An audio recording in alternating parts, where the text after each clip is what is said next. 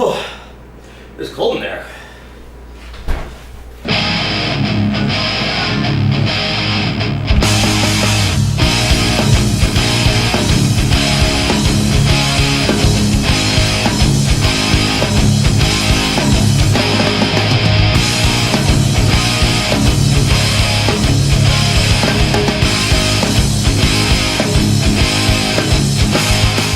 So the other day I was at a bar near my house and I was lamenting the fact that the only time that you ever see pickled eggs is either on old TV shows or at the grocery store. I guess I wanted pickled eggs because I used to love them as a kid, and also they're only 70 to 80 calories, which is much less than most bar food. Now if you like drinking, you've probably been to at least 1 or 2 bars in your life that serve free nuts and pretzels, or if you're lucky enough to have been to Paris, even olives with your drink. So with a sense of nostalgia, I went to the grocery store and I bought a jar of pickled eggs, and they were terrible. I added some spices and I let them sit overnight, and they were a little bit better than they were originally, but still not good enough. And you know, sugar and vinegar are very limited flavors, and there's so much more we could do with a whole world of spices. But before that, a little history. Now, the beginning of pickling is not known, but the ancient Mesopotamians may have been doing it as far back as 2400 BC. So imagine it's the year 2400, but negative that. Now, the process extends the life of food, which seems like the obvious choice for people who couldn't grow food in winter. Now, the term itself is derived from the Dutch pekkel, which means to brine. So beyond this, there's not a lot I can tell you about the origin of the pickled egg. However, perhaps the popularity and continued existence of the pickled egg stem from the 1880s and the free lunch. Now, in America, at that time, there was an incentive for bars to give free food because it would help customers drink more. And so they would give out things like stewed mutton, oyster soup, and of course, pickled eggs. Ironically, a lot of people at that time would complain about the quality of the lunch, much like I'm complaining about the quality of Slop's pickled eggs now. But what I can buy for $7, I can make for less than $3. So let's get started. All right, welcome to another episode of Slop, and here we go. So, you're gonna wanna open your fridge and grab some eggs. Open it up. Oh, look at that, it's beautiful. So you're gonna wanna get a pot, and you're gonna put your eggs in them. In this case, I'm only using 4 because I want to use as little as possible, and then you're going to fill that pot up with water. Then you put it on the stove, and you don't let your cat drink out of it, and he can do whatever he wants, I guess. Turn your oven on, and then you're going to bring that pot up to a boil. I want to grab my lid, but first I gotta get the cat out of the cupboard. And then after we set the timer, we're gonna kill the heat and just let it sit. And then we're gonna set the oven for 17 minutes. Okay, so now you can do whatever you want for 17 minutes. Like, nothing really. I mean, what can you really do in 17 minutes? It's not much. You can watch an episode of Frasier. And then you can dump the water out of your pot. Make sure not to get it anywhere else other than the sink. Take the lid off, and then you're gonna want to rinse the eggs in cold water. All you're really trying to do here is cool them down. Rinse them off, drain the water, do it again. You're gonna do this a couple times, and then once it's cooled down, your cat's going to try and drink water out of it, and then you're gonna wanna just, throw water at him and, get him to go away.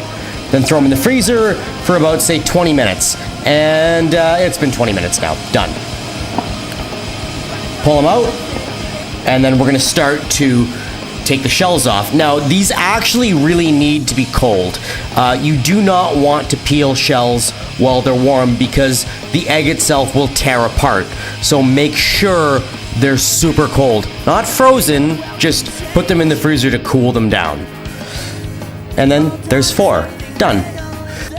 So now we need some spices.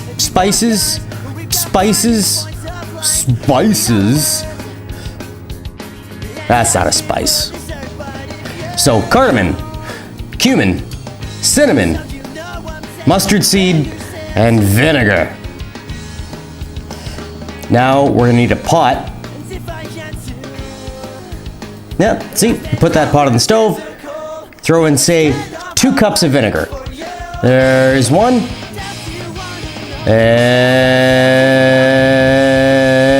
2. And now, just throw in some mustard seed. You can be liberal with it. That's going to be cinnamon. You don't need to be so liberal with it. Cumin, be conservative with it. And some cardamom. Don't use a lot, this shit's expensive. And liberally with some salt. And then just let it boil, let it come together. Let it sit for a while. It'll all, it'll convalesce. And then throw your pickled eggs. Throw your eggs into a jar. And then take your brine and pour it in. And all you gotta do is let that sit for, say, about a week. Maybe 2. Oh, look at that. Look at it, it's beautiful. Kiss it, kiss your jar. Ooh, oh, fuck yeah, I wanna eat it. But I can't eat it. You gotta eat anything else. Just wait, don't let temptation get to you. Et voila. And now we have a perfectly good jar of well-made pickled eggs. And these are gonna be much better than the store-bought junk that I had before. But you know what? We could just eat them as they are now. But I think that we could still do better than this. That's really good. So we can still do better. Let's make a salad. Okay, so you're gonna take an apple, pretty much the whole thing, chop it up. You don't need to skin it, just, dice it up, or chop it up, whatever. Throw the core away. Throw it by your sink. And just cube it. A green apple, like a Granny Smith, is fine. You could use a Gala. I would not suggest a Red Delicious because they're terrible. And then just push them over. And then use about 1/3 of a large onion, or if you have a small one, the whole thing. And again, the same thing. You want to dice it up. The sharper your knife is, apparently, the less that you'll cry. This did not bother me that much. If you watched my last video, that was terrible. And then you want to take more mustard seed. And in this case, I'm using 2 tablespoons. So just put that into some kind of reserve. We're going to use like a couple handfuls of raisins and put that into that reserve as well. And also some sugar. Now, preferably you'd want to use brown sugar, but I only have white sugar on hand, so just use that. It's fine. It doesn't really make that much of a difference. Melt some butter into a pan, and get it good and melted down, and then you can pour all of your ingredients into that pan, and you're gonna let that go until everything becomes soft. Yeah, look at that. Look, it looks beautiful, and then you throw your reserve in, and then a bunch of white vinegar. Actually, no, not even white vinegar, but like a white wine vinegar. And then after that's done, just toss it into a bowl. Let it cool down for a bit, and then we're gonna take a big spoonful of that and put it on top of some arugula. Now, arugula is great because it pretty much lasts forever. And then look at that, a pickled egg. Look at that beautiful, beautiful brown pickled egg. And then just cut it in half. Oh yeah. Pickled egg. And then you throw it on top and look at that. It's beautiful. You have just made a gourmet meal. Fuck yeah. All right, so here we are. I've made this week-old now pickled egg, and we're gonna try it out. Topped with chutney and arugula.